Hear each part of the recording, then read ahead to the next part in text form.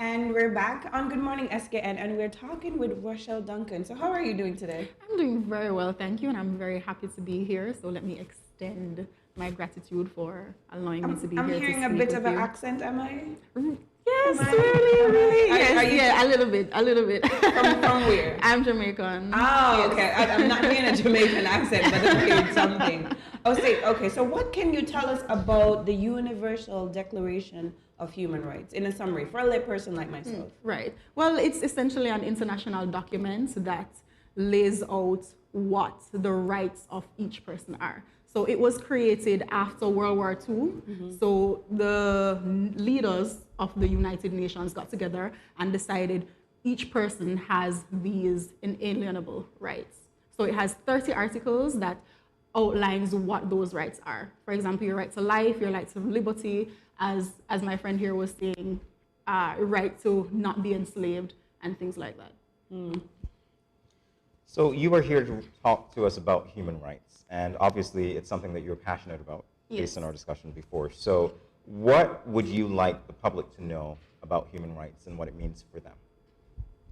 What I would like the public to know about human rights is that each person has these rights. Each person has the ability to live a life that is free from oppression, that is free from discrimination. And we should all respect that about each other. So even now with the pandemic, there is this issue about public interest versus the rights of individual persons. So that discussion is very heated right now. Yes, and it really is. we have to admit that yes, whilst we have to consider the public interest in aspects of it, we also must consider the individual rights that people have. All right, so I mean, we're talking about, you mentioned like how the debate is going back and forth, and I know there's some segments of people in society that are also, you know, sometimes we're in conflict with them in terms of their rights, like sex offenders, prisoners, homosexuals, and even children. I know sometimes their rights are breached by municipal laws. Can you tell us, I mean, why and how can we change it? What are your feelings about that? Well, you mentioned prisoners. That's interesting because our constitution actually essentially suspends rights once you are an imprisoned person. But you can understand why, because freedom of movement. True. Once you're in prison, you don't have freedom of movement. So that's kind of a touchy issue. As I said, certain rights are suspended. You don't have the freedom to do certain things whilst you're in prison because you're in punishment and you're in confinement.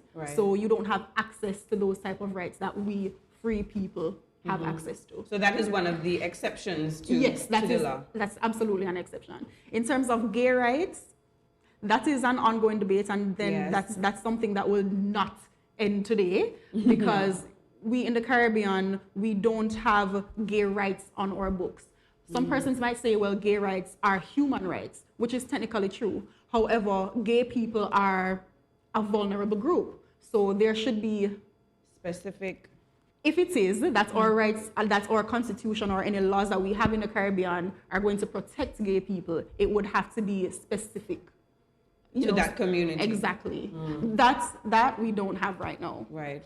But, I mean, there have been discussions. I mean, when I was younger, I mean, the whole topic was very taboo. Yes. But I realize it's coming more mainstream. We're becoming more comfortable having those conversations. Yes. And as a society, as a global society, I believe that we're becoming more accepting of different people. Yes. So that's why the conversations, as we should be, that's why the conversations are becoming more open. But in terms of laws, we in the Caribbean, it's still type of a taboo argument, but at least we're having the discussion. Yes, at least we're starting. We'll get there someday. Yes. Someday, definitely. But you can understand why to some extent because a lot of our laws are culturally based.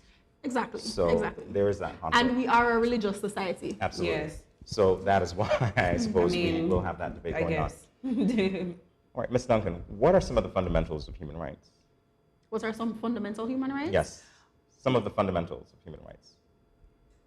Well, some fundamental human rights that are enshrined in our Constitution is the right to life, right to liberty, protection of or protection from inhuman treatments, and protection of movement.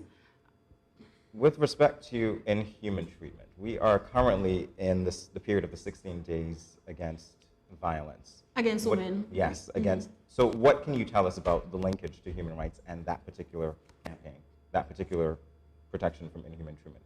Is it that that forms or informs part of that debate for us that we can move forward? It absolutely informs, because we, as I said, we have the right to protection from inhuman treatment. So violence against women is, as the UN has called it, it has been a shadow pandemic. Since we've been experiencing COVID, the numbers of women who are experiencing domestic violence, women and men, yes, and children also, has increased drastically. Tremendously, yes. So there are specific international laws and treaties that speak to the elimination of violence against women, which St. Kitts and Nevis has ratified. All right. So, I mean, there's a human rights, is there, so let me ask, is there a human rights commission in St. Kitts? Is there? Well, I would not say that. Mm-hmm. There are people who are advocates for human mm-hmm. rights, mm-hmm. and there are organizations that you know, is a part of their mandate to mm-hmm. to vocalize certain issues. Mm-hmm. So we don't have a commission. Is it in the Well, works? I'm really not in a position to say. I don't know. Okay, all right. So what can be done? I mean, we're on this platform where tons of people are watching. What can be done to educate the general public, the youth, about their human rights? I think it's absolutely wonderful what you guys are doing, and this is a start. This is where it starts. It starts with each individual person. It starts with people with influence like yourselves, initiating the conversation and informing people via social media, other forms of media, and you know, putting out certain campaigns. Those are things that we should take into consideration and think about doing, putting the word out there. That's yes. the important part. Yes, yes, yes. And very quickly, today is International Human Rights Day, as we yes. said. What are some of the activities taking place to mark this day? I'm really not in a position to say that, because I don't know. I know that there are certain radio stations that will highlight the day, and there are certain organizations that will have their campaigns. But in terms of a national campaign, mm-hmm. I'm not aware of any. But I know that private people are doing mm-hmm. things. Mm-hmm. Okay, like yourself, coming here to yes, inform yes. us on the mm-hmm. importance. So very quickly, I, again, want to thank you for coming and interviewing with us today on Good Morning SKN. And the last word that we have for the public on human rights is yours. Thank you. As I said earlier, I just want to implore everyone to respect every other person. We all have opinions on different things. However, we must also respect the opinions of other people. You have rights, so do I.